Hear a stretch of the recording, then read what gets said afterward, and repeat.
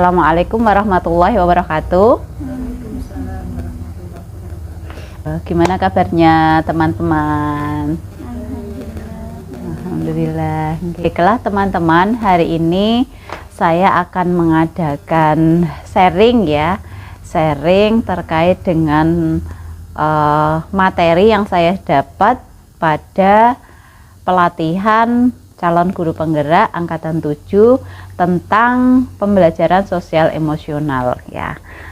Kalau menurut Bu Yanti atau Mbak Umi, pembelajaran sosial emosional itu apa sih? Pembelajaran sosial emosional mungkin menurut saya itu yang yang berkaitan dengan sosial dan emosional anak, begitu mungkin ya. Kalau menurut Bu Yanti? Bisa masih lebih spesifik lagi mungkin untuk pembiasaan pola hidup, pembiasaan tingkah laku anak yang harus kita beri penguatan yang lebih untuk kehidupan anak, karena pembiasaan sosial emosional ini kan akan dibawa langsung anak sampai nanti jadi dewasa. Bu Yanti dan Bu Umi benar ya, pembelajaran sosial emosional ini adalah pembelajaran yang terkait dengan well-being yang kita terapkan di sekolah, baik di kelas maupun di lingkungan sekolah secara umum, begitu ya. Jadi bisa masuk ke pembiasaan gitu ya, karena memang berhubungan dengan sosial emosional gitu ya. Kenapa sih penting?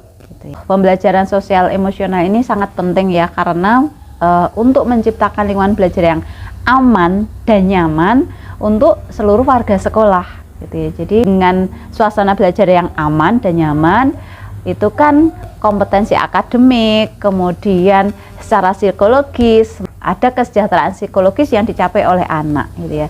Kalau menurut Nobel dan McGrath sendiri, well-being itu adalah dan emosional yang berkelanjutan, relatif, stabil, yang ditandai dengan sikap dan suasana hati yang umum positif ya, secara umum positif, relasi positif dengan sama murid dan guru, optimalisasi diri, kemudian tingkat kepuasan diri dengan pengalaman belajar mereka di sekolah ya. Jadi kondisi di mana individu itu memiliki sikap positif terhadap diri sendiri dan orang lain ya, dapat mengambil keputusan, dapat mengatur tingkah laku, kemudian juga mengelola lingkungan dengan baik ya. Kalau kita yang kita kenal mungkin interpersonal dan intrapersonal, begitu ya yang kita kenal. Pembelajaran sosial emosional ini memang harus kita lakukan secara masif dan kolaboratif gitu ya. Jadi nggak bisa misalnya di kelas A saja tapi di kelas B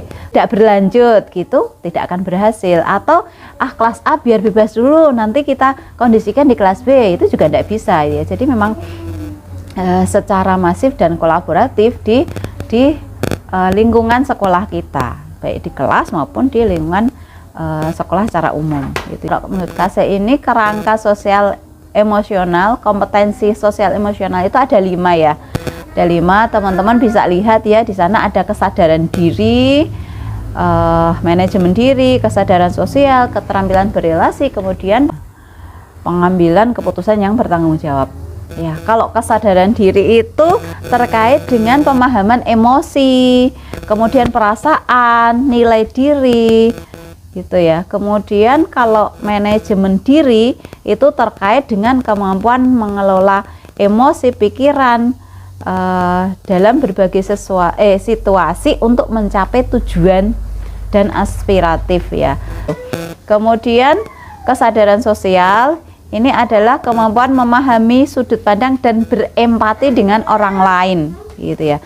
Dengan yang tentunya anak-anak itu kan memiliki latar belakang, kemudian budaya, kemudian lingkungan sosial yang berbeda-beda begitu ya. Jadi gimana agar anak tersebut mempunyai empati dengan teman ataupun gurunya di kelas begitu.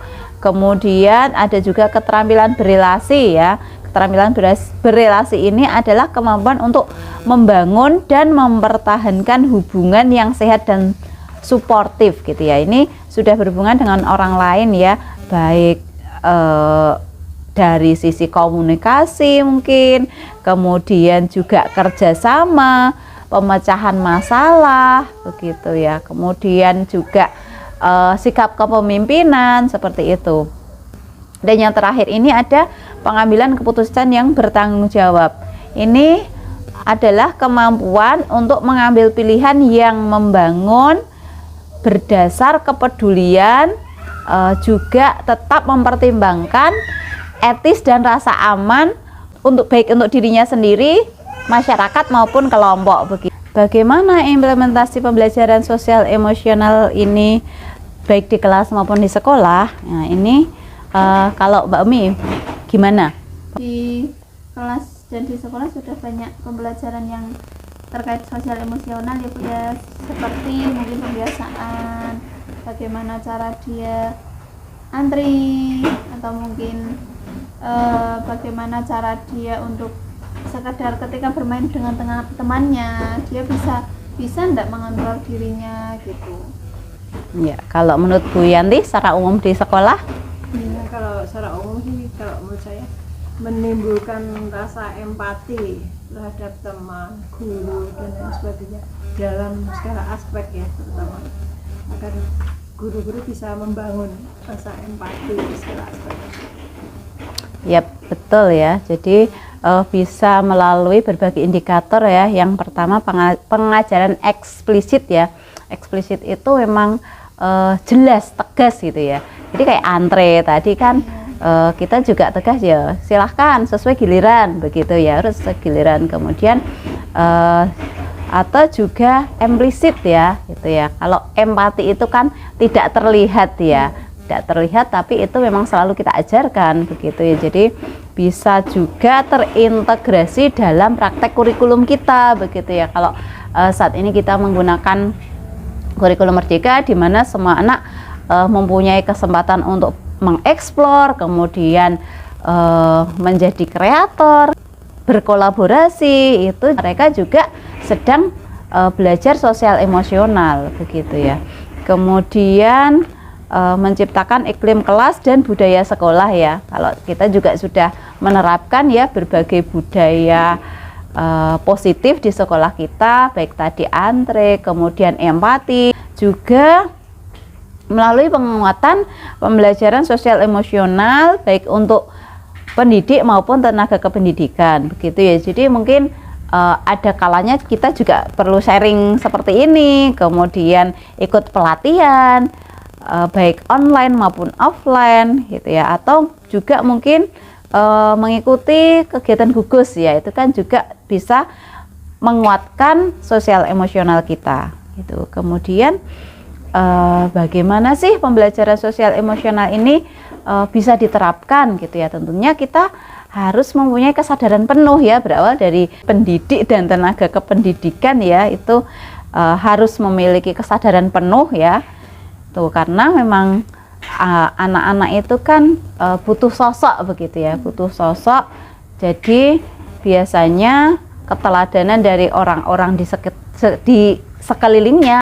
Pembelajaran sosial emosional ini juga harus kita lakukan dengan kesadaran penuh begitu ya. Kesadaran penuh ini adalah dengan memberikan perhatian secara sengaja atau sadar pada saat sekarang, kayak seperti kita saat ini hadir di sini begitu ya. Meskipun kesadaran penuh itu bukan solusi dari masalah kita, tapi dengan kita hadir penuh di sini, mendengarkan, kemudian memperhatikan, mengamati, fokus begitu, atau dampaknya bisa lebih maksimal ya, itu.